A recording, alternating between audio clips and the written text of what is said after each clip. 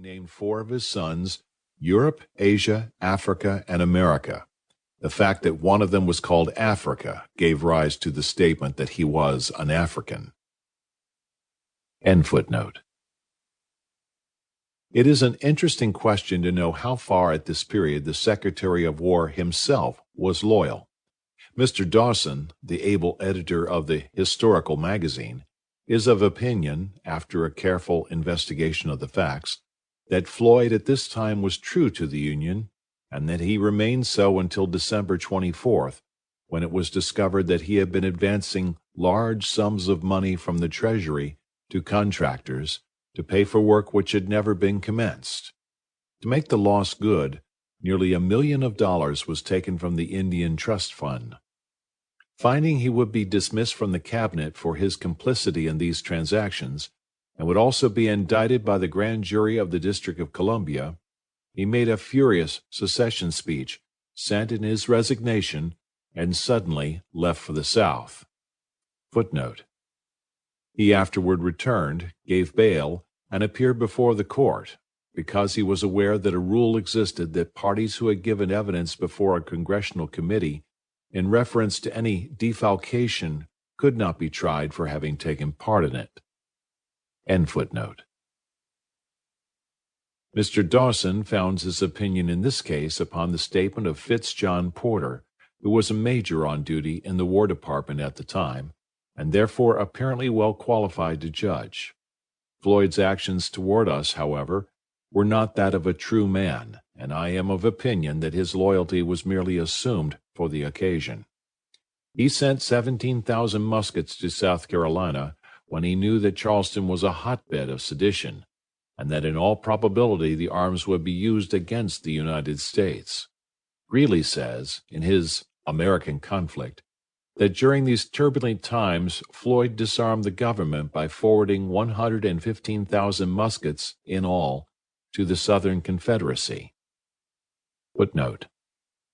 It is true that there is a law authorizing the distribution of surplus United States arms to the states, but there were no surplus muskets on hand, and even if there had been, it was a very injudicious time to distribute them among the insurgent states. A little delay would have been both patriotic and judicious. End footnote.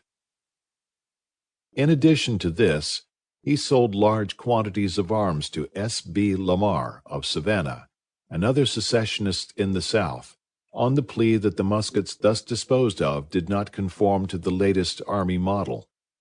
Just before his resignation, he continued the same policy by directing that 124 heavy guns should be shipped from Pittsburgh, Pennsylvania, to Ship Island, Mississippi, where there was no garrison, and to Galveston, Texas.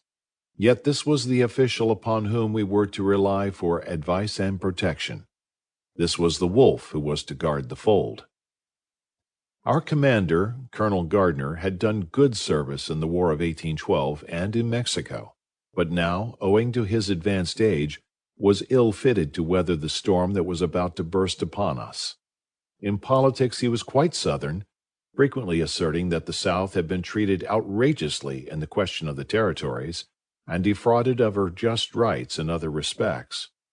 He acquiesced, however, in the necessity of defending the fort should it be attacked, but as he lived with his family outside of the walls, he could not take a very active part himself. Indeed, on one occasion, when a secession meeting was held in our immediate vicinity, accompanied with many threats and noisy demonstrations, he sent word to me to assume command at once in his place. He now found himself in a peculiar position.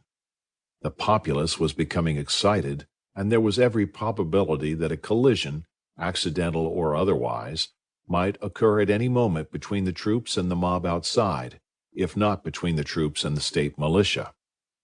The dilemma which confronted him was either to make a disgraceful surrender of his command, or take the other alternative and fight South Carolina single-handed, without the aid or cooperation of the general government.